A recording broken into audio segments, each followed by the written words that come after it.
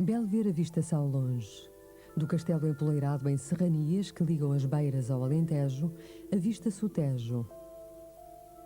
Por aqui se reforçaram montes e vilas com castelos e muralhas.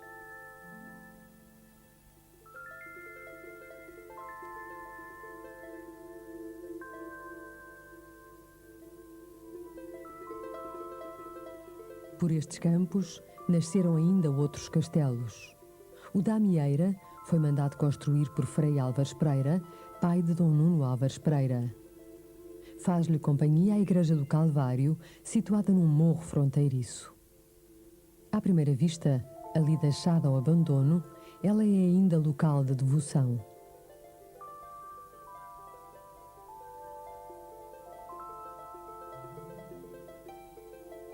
Da Amieira vamos a Nisa.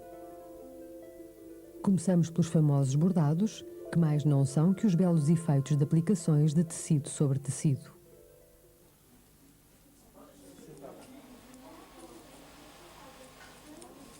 Tantas aplicações, começa por se fazer o desenho, depois é alinhavado este desenho em duas partes de tecido. É que serve de base e é que serve de bordado. Depois vai para a máquina, é cozido à máquina, depois tiram-lhe os papinhos todos e por fim é recortado. Depois têm os papinhos tirados e fica o trabalho feito, pronto a entregar à dona.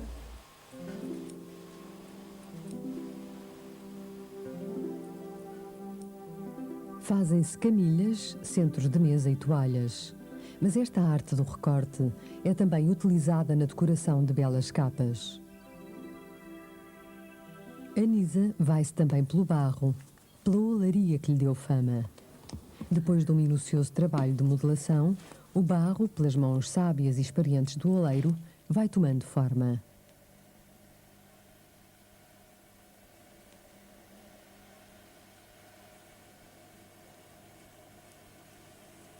Agora é só cortar.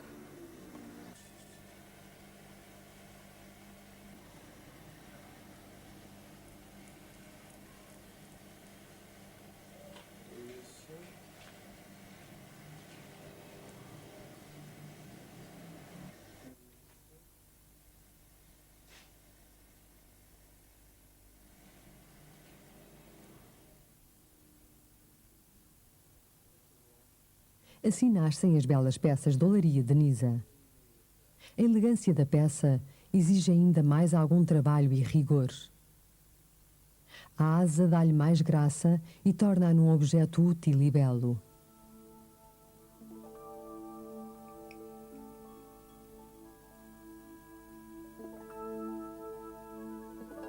Mas aqui em Nisa há ainda que desenhar sobre o barro as linhas que vão orientar os efeitos da pedraria cravejada.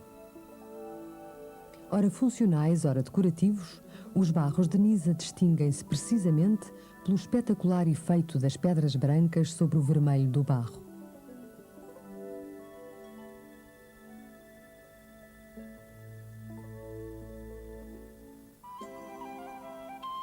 Chamava-se Vide ao tempo em que Dom Dinis mandou levantar o primeiro castelo para a defesa da fronteira. Apesar de ter sofrido ataques e invasões, Castelo de Vide foi poupado a muitas destruições. No interior do castelo, as ruas e o edifício da antiga Câmara. Fora das muralhas, uma coleção de portais com arco em ogiva, datados dos séculos XV e XVI. A sinagoga relembra a presença e a forte influência da comunidade judaica nesta região.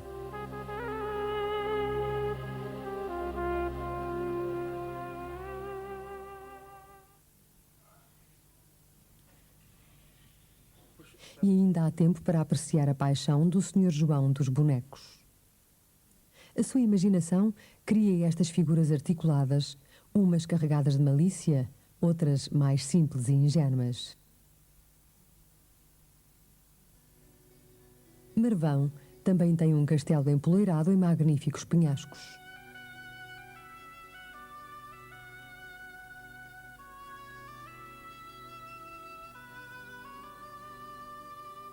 Daqui se avistam panoramas que já Raul Proença considerava serem dos mais soberbos do país. A Igreja de Santa Maria é hoje Museu Municipal. Vestígios do Paleolítico até à Idade Média fazem parte do seu acervo.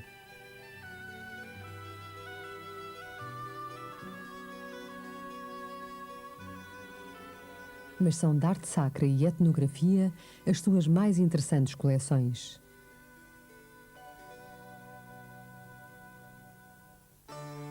Chegamos a Porto Alegre, cujo encanto se anuncia pelos corucheus da Sé, imponente, de fachada simétrica e portais barrocos.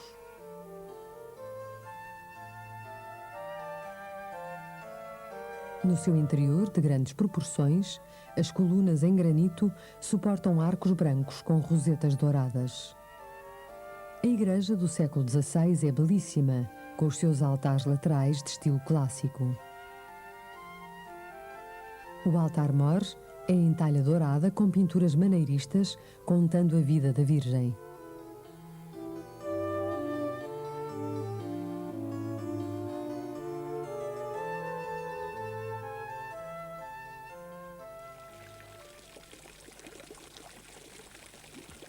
O convento de São Bernardo foi mandado construir por Dom Jorge de Melo, que aqui gastou toda a sua fortuna pessoal e parte da do mosteiro de Alcobaça, onde era abade. Supervisionou pessoalmente a obra, feita com todo o esplendor e riqueza. Foram obras que se prolongaram por cerca de 20 anos.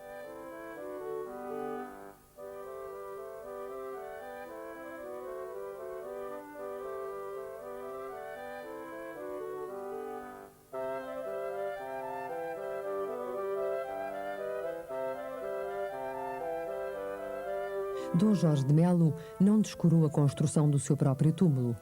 É uma obra-prima esculpida em mármore de Estremoz por Nicolau de Chantereine. Foi concebido para ser recolhimento das freiras bernardas.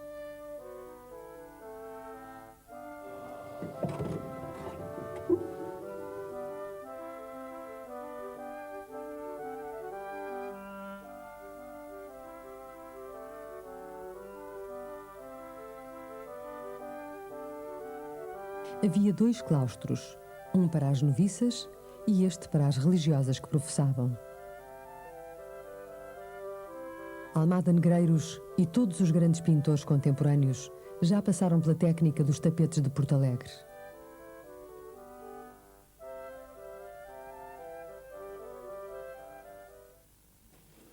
As arpistas da lã, como lhes chamava Régio, dedilham teia fora, lado a lado, na mesma linha de trama, compondo as imagens concebidas pelos artistas. Foram iniciadas por Manuel Peixeiro na arte de fazer um ponto de invenção portuguesa capaz de suplantar o rigor das tapeçarias francesas.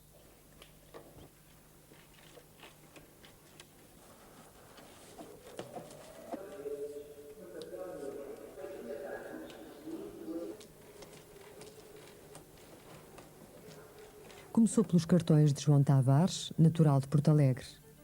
Foi ele quem escolheu lãs, estudou as tintas e acompanhou as primeiras experiências. Mais tarde, Gui Fino conseguiu dar o devido prestígio a estas tapeçarias, onde os pintores neorrealistas encontraram uma boa forma de expressão.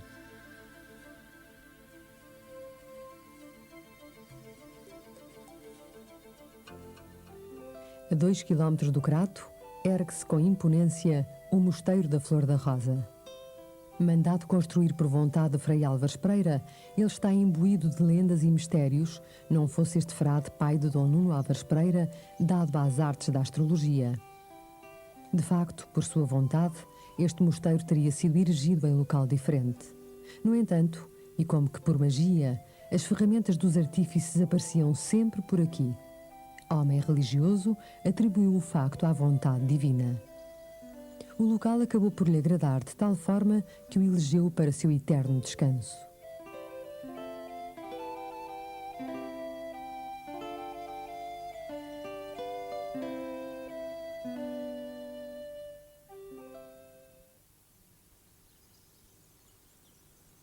Alter do Chão tem um castelo do século XIV, mandado erigir por Dom Pedro I.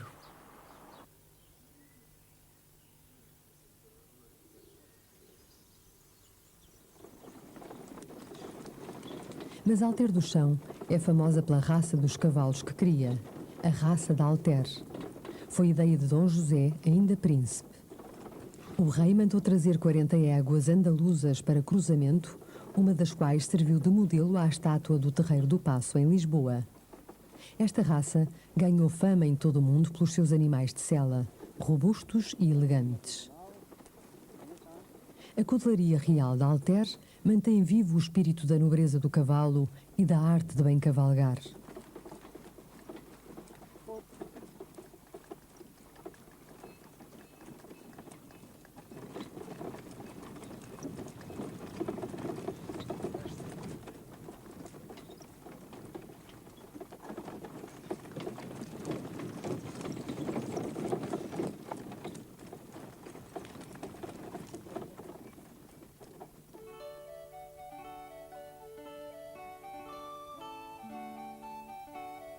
No museu, os arreios, apetrechos e charretes lembram essa época em que a cutelaria foi criada por vontade real.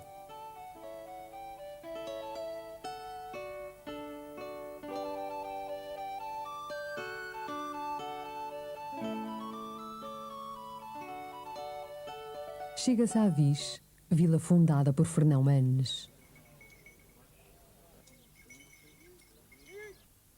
Conta-se que o castelo foi construído em segredo para que os mouros não o notassem.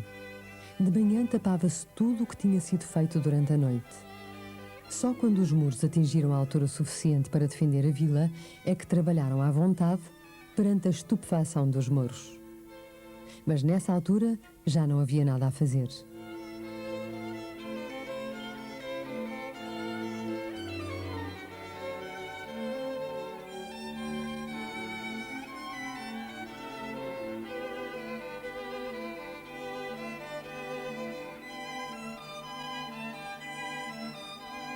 Em Avis fica também o convento da Ordem de São Bento, em cuja igreja, num altar lateral, se encontra o túmulo de Dom Nuno Álvares Pereira. Num rápido relance, Avis dá-se a ver, com a igreja matriz em evidência. Ao lado, fica um interessante pelourinho a assinalar que Avis foi sede da ordem com o mesmo nome.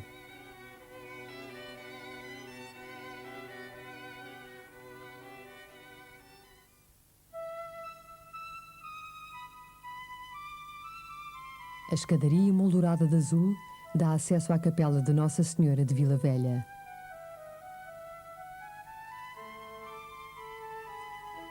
Fundada em 1226, tem o interior ricamente adornado com azulejos do século XVII.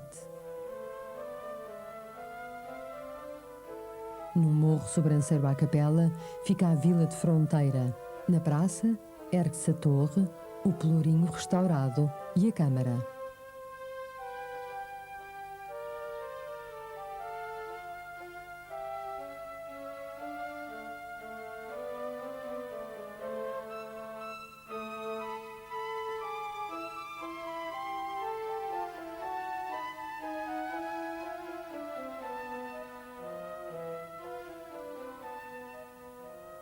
Cano é uma pequena povoação de um encanto feito de singeleza e simplicidade.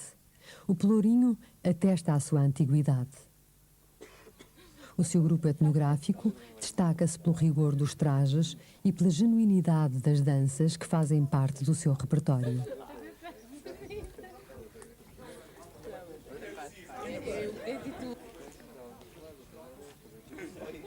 Opa, tu ești de salsa, sula de zero, tá?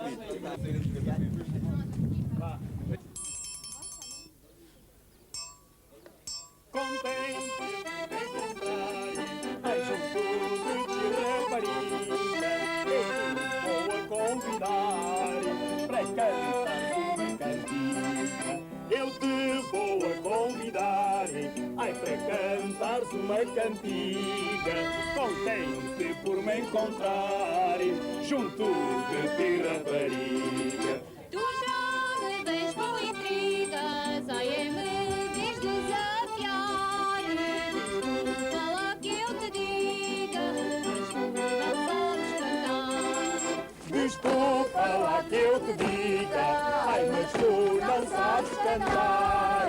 Tu já me vens vejo com intriga quem me diz desafiar.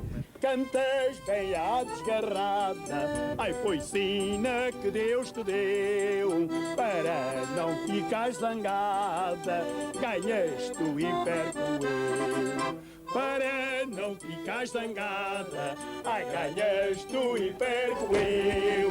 Cantas bem à desgarrada, foi sina que Deus te deu. Ganho eu e perdes tu, ai mas não te fico em favor. Foi sina que Deus me deu, de ganhar seja quem for. Foi sina que Deus me deu, ai de ganhar seja quem for. Perdes tu e ganho eu, mas não te fico em favor.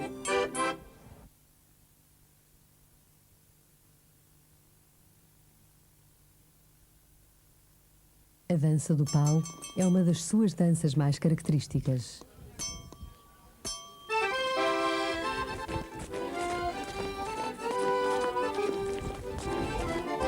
Antigamente nas três não era nada mal. Entre muitas brincadeiras havia o jogo do pau. E ao domingo tarde, frente aos pontões do Rocio, juntava-se a mocidade para jogar o pato frio. E era belo, rapaziada valente, todos gritavam contentes no meio daquela distância. Foi outrora, pois hoje tudo mudou. Jogo do pau acabou, só nos ficou lembrança. Era assim, já que faz atrás, não chegues para mim. Rapaz! Era assim, já que faz atrás, não chegues para mim. Rapaz! Se a Franca era o campeão, dava-lhes só cavaleiro. Os amores então, não chutava para comer. Os jogadores nem lutar e pequeno para O Marcos já sente e era belo, rapaziada valente. Todos gritavam contentes, não me daquela distância. Pois de outrora, pois hoje tudo mudou. O jogo do pai acabou, só nos ficou lembrança. Era assim, já que faz para trás, não chegues para mim. Erra, que faz para trás. Era assim, já que faz para trás, não chegues para mim. Erra, que faz para trás.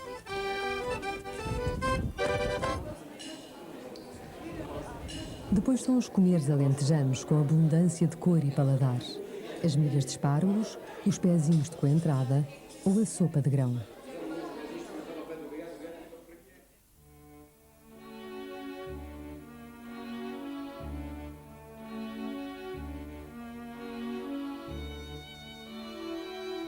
Monforte. A Capela do Calvário, de traçado original, a Igreja de São João Batista e a Ponte Romana são testemunhos da riqueza do património da região. O interior da vila desenha-se na tranquilidade deste tempo alentejano. A Igreja da Madalena, pequeno templo hoje transformado em museu, guarda partes da história postas a descoberto nas escavações arqueológicas da vila romana de Torre da Palma.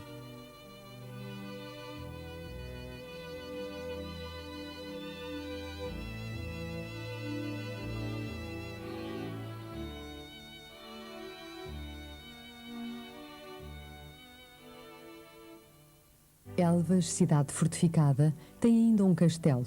Não admira devido à sua situação fronteiriça. Por isso tem ainda no exterior mais dois fortes, o de Nossa Senhora da Graça e o de Santa Luzia.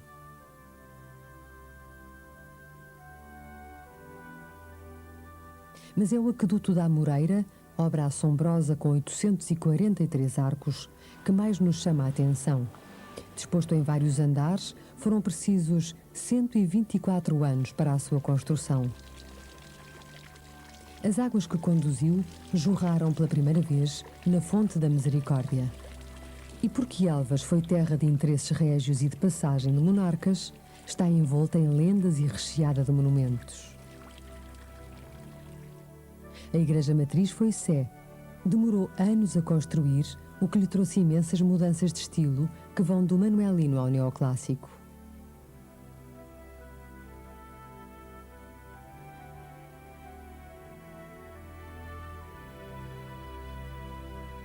A Igreja de Nossa Senhora da Consolação é uma belíssima estrutura gótica de interior octogonal, revestido de azulejos, apoiado por colunas de mármore.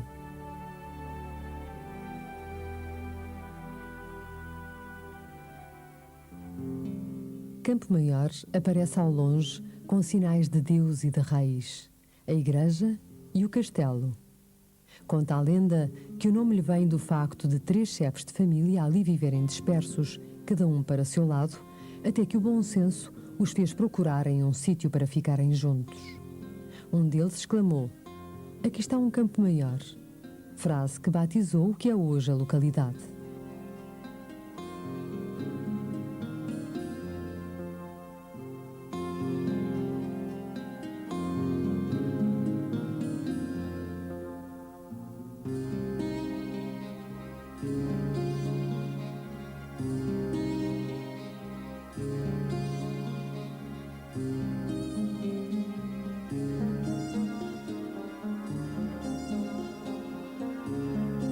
Mas Campo Maior já soa a festas do povo.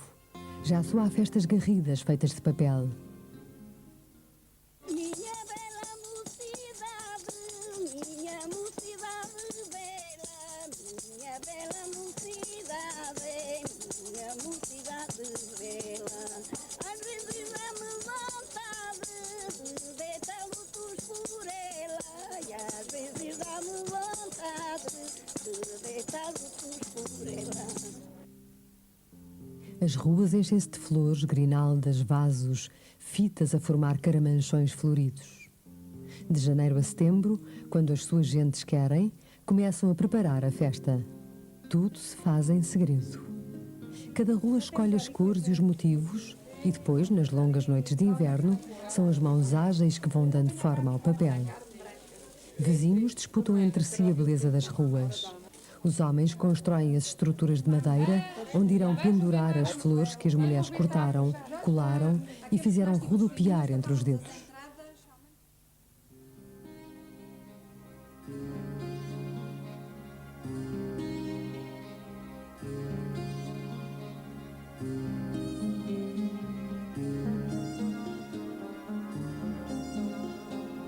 Depois, em setembro, recebem milhares de visitantes que se rendem aos cuidados com que as ruas foram enfeitadas.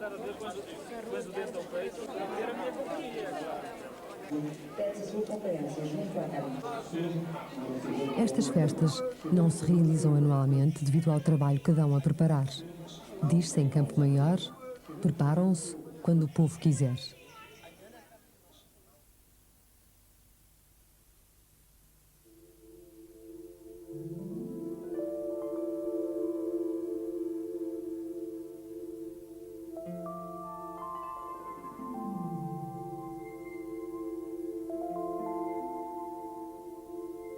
Pavia é terra de vestígios pré-históricos. Num monte nos arredores da vila, vamos conhecer uma das antas ali existentes.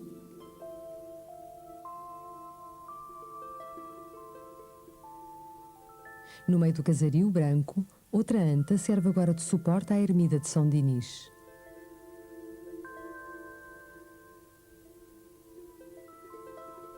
No cimo da vila, a Igreja Matriz é um templo singular com ar de fortaleza que se recorta no azul do céu.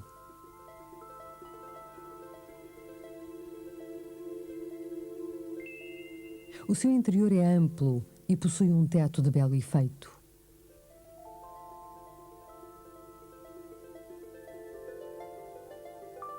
Em Pavia, nasceu Manuel Ribeiro, chamado de Pavia. Homem muito simples, foi um genial ilustrador. Um museu com o seu nome presta-lhe justa homenagem. As casas alinhadas, brancas, coloridas e simbolicamente enfeitadas, fazem de Pavia um local para ser olhado sem pressas. Aqui em Pavia já se trabalha em tapetes de arraiolos. De facto, estes tapetes são cada vez mais procurados, pelo que já aqui as mulheres se juntam em grupos e, à porta de casa, vão executando os célebres pontos que caracterizam a tapeçaria de arraiolos.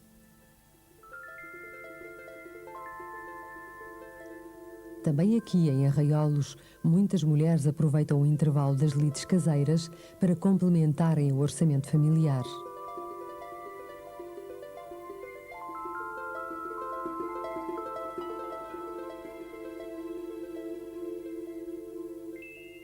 A comercialização faz-se em lojas que enchem as ruas de arraiolos. Estes tapetes primam pela qualidade da execução e pelo rigor do desenho.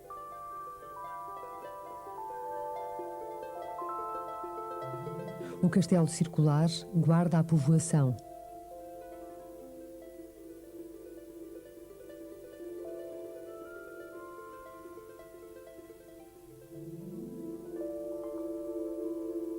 O seu interior convida a pequenos passeios tranquilos, temperados de deliciosas paisagens que ao fundo se projetam no horizonte. De muito longe se avista o castelo de Évora-Monte. No interior das muralhas, o Paço de Homenagem foi edificado durante o século XVI. No seu interior, as salas com abóbadas polinervadas são os locais de exposição. A vila primitiva mantém-se dentro das muralhas. Transporta-nos para o tempo em que o viver era mais lento. As ruas são estreitas e as casas, caiadas de branco, refletem ainda mais a luz. Uma dessas casas guarda em inscrição a memória da Convenção de Évora-Monte, que restabeleceu a paz em Portugal em meados do século XIX. Foi aqui que Dom Miguel teve de aceitar o exílio. A caminho de Estremoz, os campos ondulam no matiz de verdes e castanhos de azinho e olivais.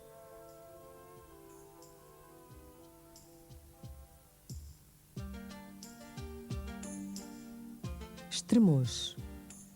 A torre de homenagem, de cerca de 30 metros de altura, sobressai de um casario branco que a muralha abraça. É conhecida por Torre das Três Coroas porque a sua construção foi iniciada por Dom Sancho II, continuada por Dom Afonso III e acabada por Dom Dinis.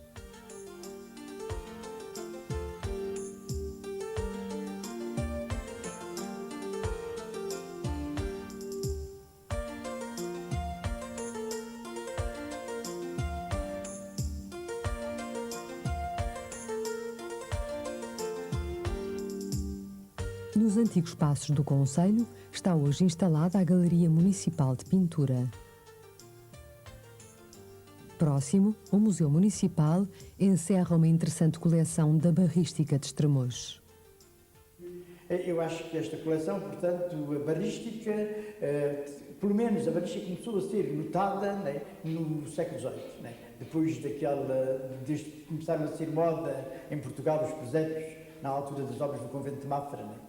A origem da barrística está exatamente centrada no presépio. Essas figuras, normalmente, ano a ano, eram acrescentadas pastores e outras figuras populares, que aqui na região, os barristas aqui da região acabaram por se inspirar na vida da região, né? Os pastores e noutras atividades populares. Né? Famosos são também os barros vermelhos ricamente decorados com formas tradicionais. É a chamada loiça d'água destinada a servir água fresca. Os irmãos Arlindo e Afonso Ginja são continuadores da tradição barrística. Conhecidos e com fama merecida, têm as suas figuras representadas em muitas coleções de prestígio.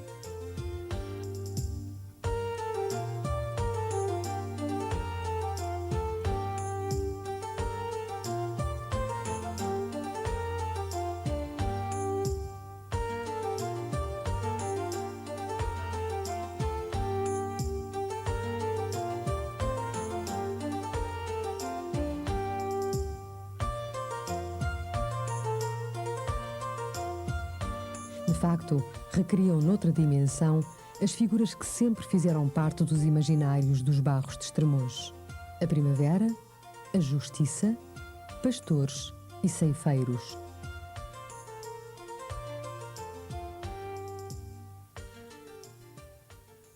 Até Vila Viçosa, a paisagem denota cada vez mais características alentejanas.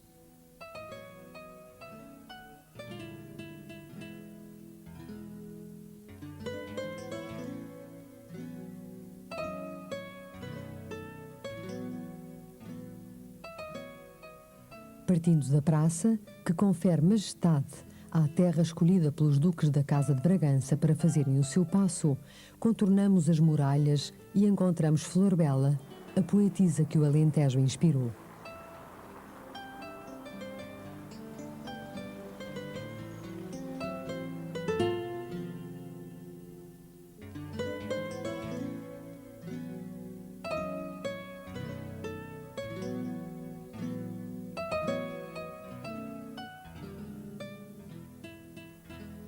A Porta dos Nós é um exemplar raro de arquitetura. Em frente ao paço fica a estátua de Dom João IV, Duque de Bragança, que proclamou Nossa Senhora da Conceição como a padroeira e protetora de Portugal. O Paço Ducal conserva ainda a traça da época. Como é de imaginar, o paço de uma família que reinou durante tantos séculos foi enriquecido pelos seus proprietários, de forma a hospedar a corte que para ali se deslocava frequentemente para torneios e festas. Apesar de, com a implantação da República, a Casa de Bragança ter perdido o seu poderio, ainda resta muito do recheio da casa, que na altura era a mais rica de Portugal.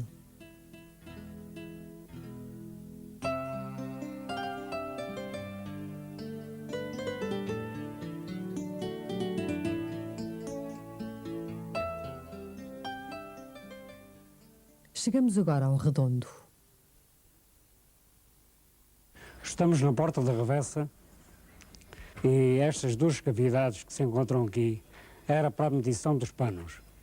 Está o covo e meio covo. Este tem 1,10 m e este tem 55 cm.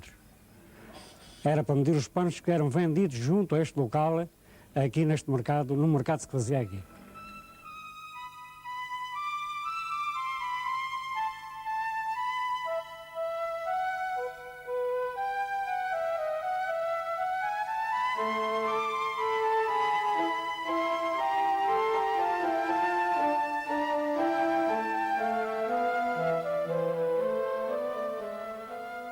Mas ir ao Redondo é também ir na senda do artesanato. É sobretudo o barro pintado que aqui se encontra, embora haja também a madeira esculpida ou a pele trabalhada.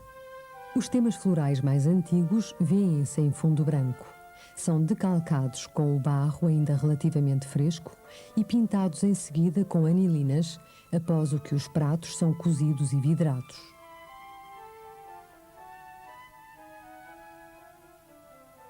O ritual de acender o forno e de o levar às temperaturas necessárias durante o tempo de cozedura é fruto de um saber acumulado durante anos.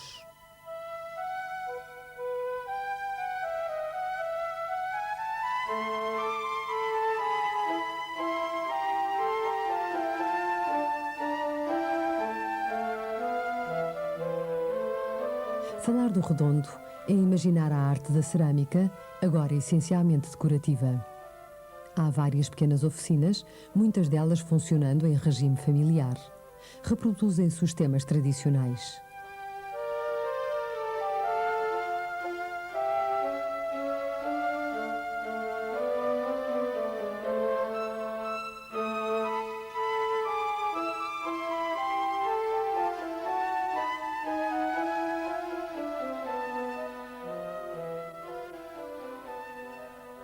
Alandroal. Talvez a existência de alandros ou alendros tenha dado o nome à vila fundada por Dom Lourenço, mestre da Viz, conforme consta em duas lápides embebidas nos muros do castelo. Estamos no Alandroal, terra pequena e airosa, protegida por estas muralhas de mármore, granito e xisto que lhe conferem um ar quente e agradável.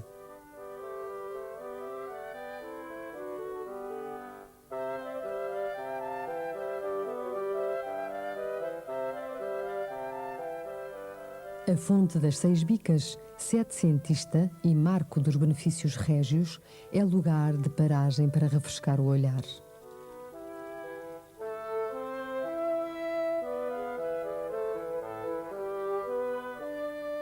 Até Terena, sucedem-se montes e cabeços salpicados por oliveiras que retemperam o agreste que a terra seca parece transmitir.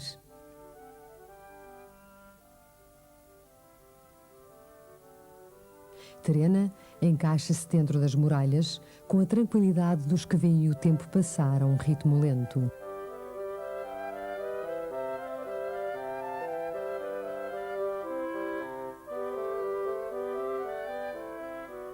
Tem um castelo, talvez do século XIV, de onde se desfruta uma boa vista, não fosse ele construído como ponte de vigia.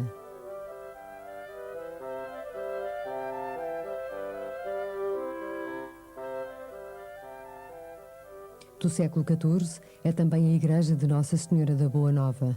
É de todas as igrejas fortaleza, a mais fortaleza de todas. Tire-se-lhe o campanário e o castelo ficaria perfeito.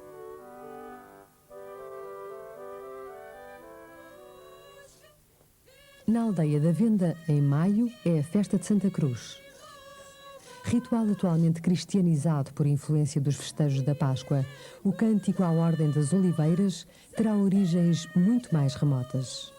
Sai daqui a Mordoma, mais 4 cantadeiras e vão 2 ali, lá que são as madrinhas. Raparigas de branco exibem a sua pureza e também os seus dotes.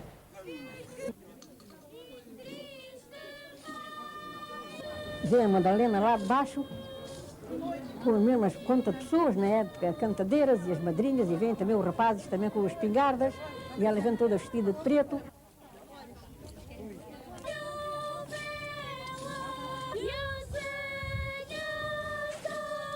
Até que se encontra lá naquele largo, vem a fingir que vem à procura da cruz. E depois vai daqui a Mordoma com a cruz e encontra o Salém. E depois canta lá uns versos.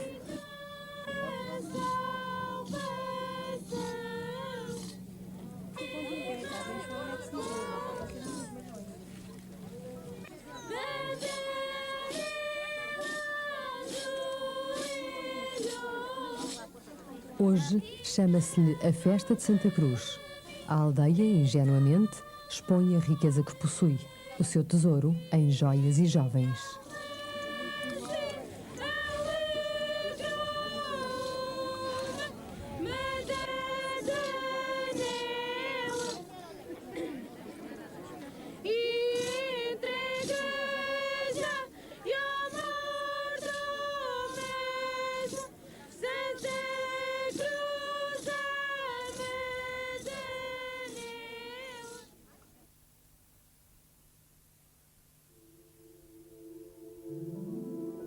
A entrada em Évora faz-se por recantos de pedras ancestrais e ruas que se espreguiçam entre o sonho e a magia.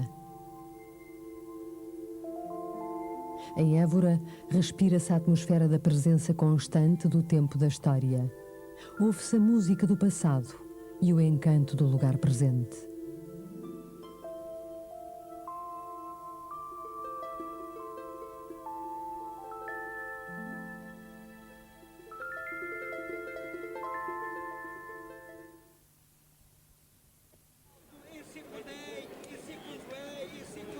Todos os caminhos conduzem à Praça do Geraldo, o famoso cavaleiro que se propôs conquistar Évora para que, em troca, o rei esquecesse os seus desmandos e crimes. Évora é cidade-museu e património mundial. Honra-nos com as suas maravilhas sabiamente preservadas e arredadas da destruição. No Templo de Diana, pode começar uma viagem por recordações que transportam séculos de história.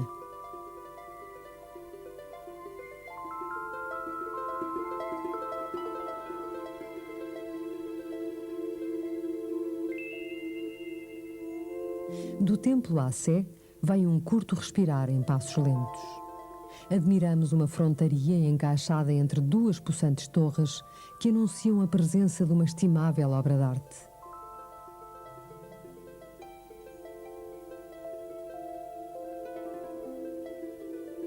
Neste interior sumptuoso, deixemos o olhar penetrar no milagre e na inteligência que mantém o equilíbrio e a harmonia destas paredes. Dedicada a Santa Maria, esta catedral foi o primeiro templo católico fundado entre o Tejo e o Odiana, no século XII. Aqui vieram orar quase todos os reis portugueses e aqui se fizeram ouvir as vozes mais sábias da hierarquia religiosa. Teria sido no início uma adaptação da mesquita árabe, mas desse tempo nada resta.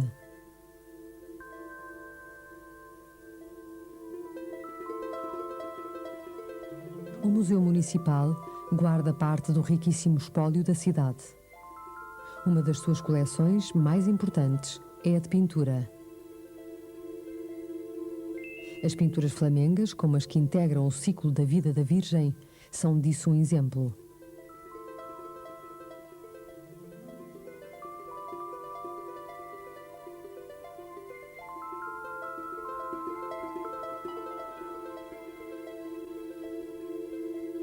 Magnífico edifício clássico, a antiga Universidade do Espírito Santo, representa bem o poderio dos jesuítas, que o fundaram em 1551. Anos mais tarde, passou a ser uma universidade, controlada pela Companhia de Jesus, até ao momento em que o Marquês de Pombal lhe deu ordem de expulsão. A pompa das salas denuncia claramente a sua ligação à elite letrada no passado.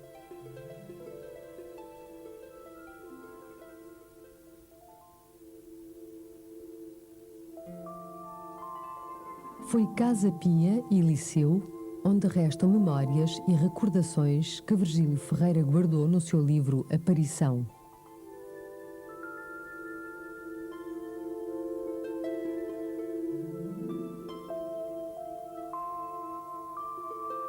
A capela e o antigo refeitório ainda se mantêm com o seu traçado original.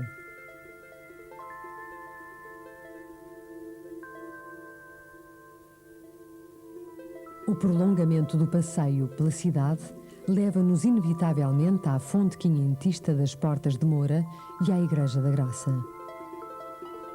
Aos seus gigantões chamam-se meninos por ternura e por lá no alto não assustarem ninguém. A Igreja de São Francisco tem um interior de uma só nave de cobertura original. Foi mandada erigir por Dom João II e terminada por Dom Manuel. O órgão barroco contrasta com a austeridade da pedra. A Capela dos Ossos foi feita no século XVII para avisar e recordar os incautos. És pó, e em pó te hás de tornar. Era local de meditação dos monges franciscanos. O Palácio de Dom Manuel é uma obra de arte plantada no jardim da cidade.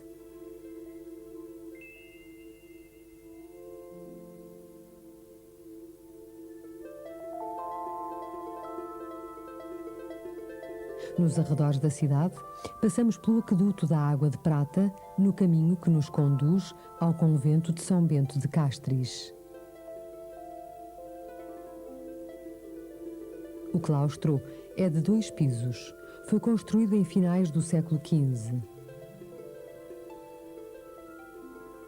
A igreja possui magnífica abóbada manuelina e um belo altar de talha dourada. O convento do Espinheiro é um edifício do século XV. Garcia de Rezende aqui jaz, na capela que ele próprio mandou construir. Não deixamos Évora sem provar a característica cozinha alentejana.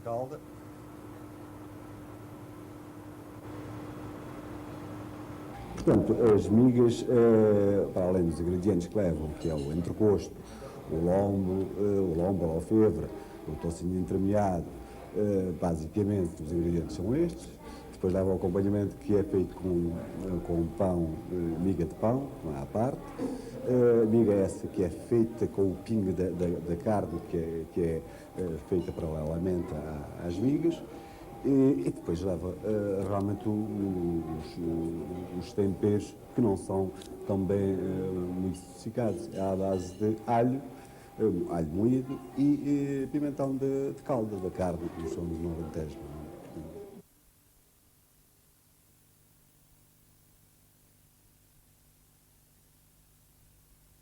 Os coentros e o poejo são 2 ervas aromáticas, para além de outras, não é? Para além de outras que são. Mas estes dois são dois aromas de ervas realmente inseparáveis para a cozinha alentejana.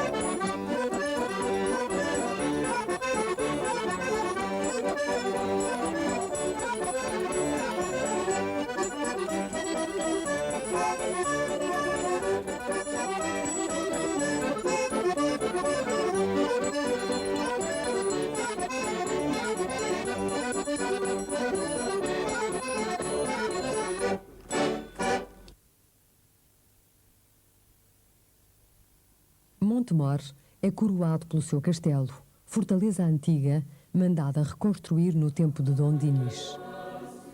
Na Igreja da Misericórdia, para o coral de São Domingos, é tempo de ensaio.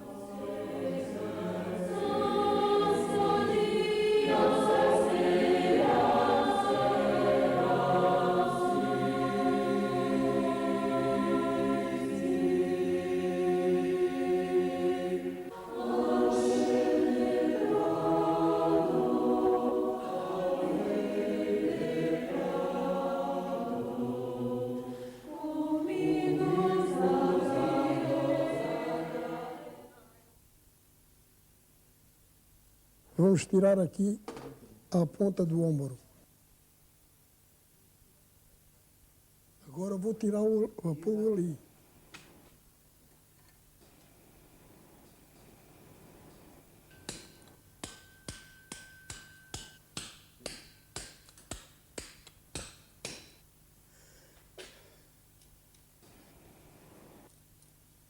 Em região de Mármores, a arte é dos canteiros.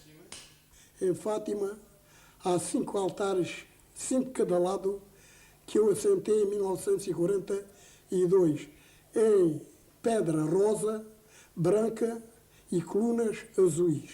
Outras coisas, só tenho aí a imagem da Senhora da Visitação, que é a patrona cá da terra. Vasco da Gama foi escolhido aqui, em Montemor, para chefiar a expedição à Índia. Em ação de graças pelo sucesso da viagem, construiu-se a ermida dedicada à Nossa Senhora da Visitação. Tornou-se num culto muito concorrido. Os ex-votos são bem a prova do fervor que militares e suas famílias dedicam à Virgem. Os mariantes têm-na também como grande protetora.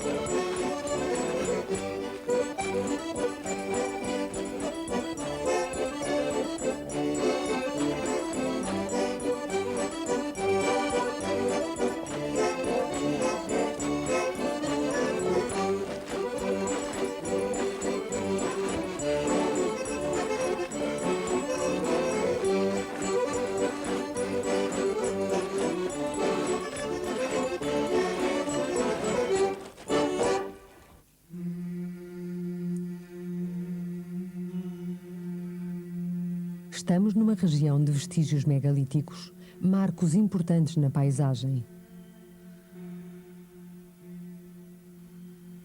Na Gruta do Escoral encontramos sucessivos testemunhos de ocupação humana pré-histórica. É relevante a presença de algumas pinturas e numerosas gravuras de arte rupestre. No Neolítico, teria sido usada como necrópole funerária.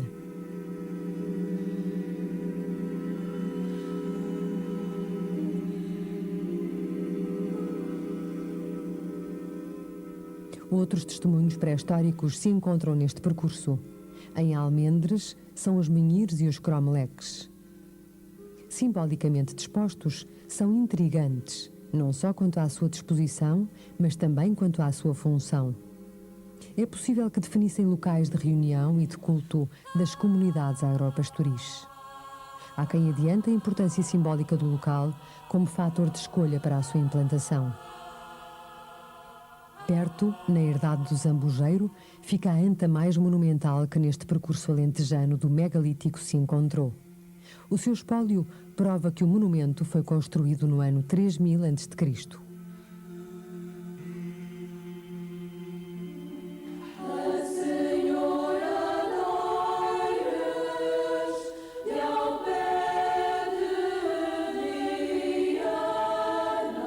O Santuário de Nossa Senhora de Aires é, em abril, palco de grande romaria alentejana.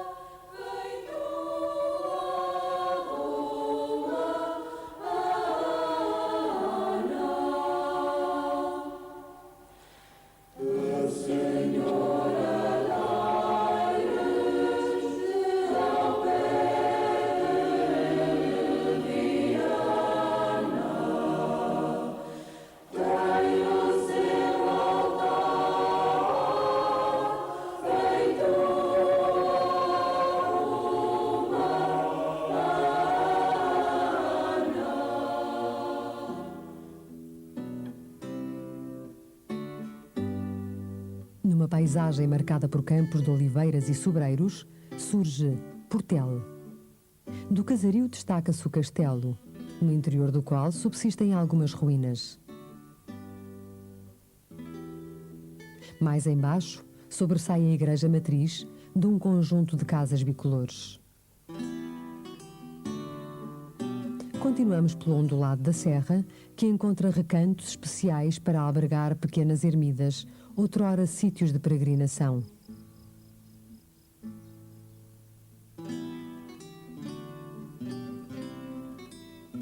Chegamos a Mourão, onde a igreja matriz se anichou numa das torres do castelo. É padroeira Nossa Senhora das Candeias. A porta do castelo é ladeada por duas torres assimétricas, reflexo de reconstruções em épocas diferentes.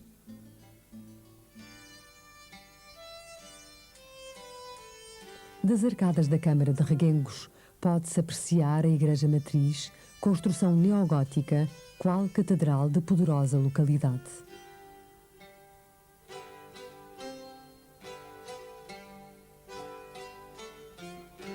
Reguengos é também centro de uma região vinícola. É daqui que saem para todo o país parte dos hoje famosos vinhos do Alentejo.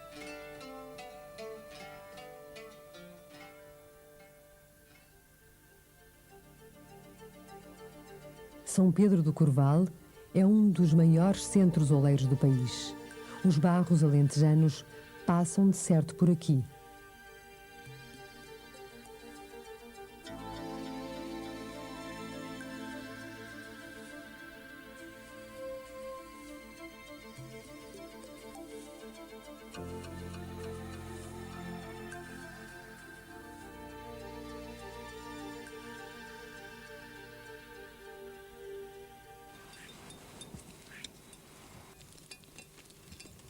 Pastores e ovelhas fazem ainda parte desta paisagem nos arredores de Monsaraz.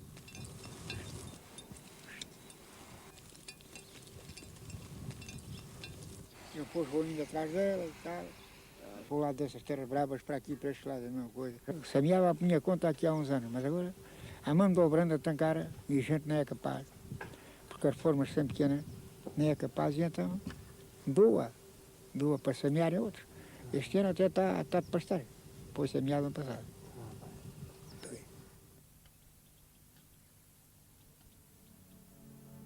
Monsaraz.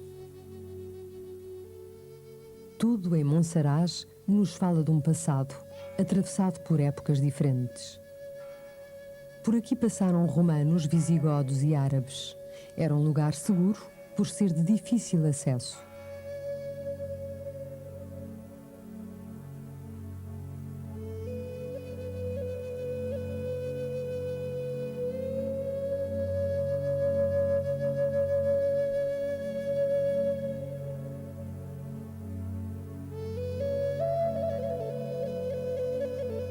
Hoje é um lugar de refúgio e contemplação, onde se vagueia por ruas estreitas e polidas, fazendo paragem aqui e acolá, ao sabor do olhar e do sentir.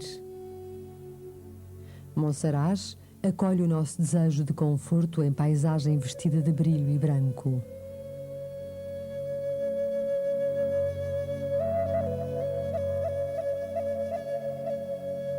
A casa que foi da Inquisição é hoje Museu Municipal. Numa das paredes conserva o fresco de uma modernidade surpreendente.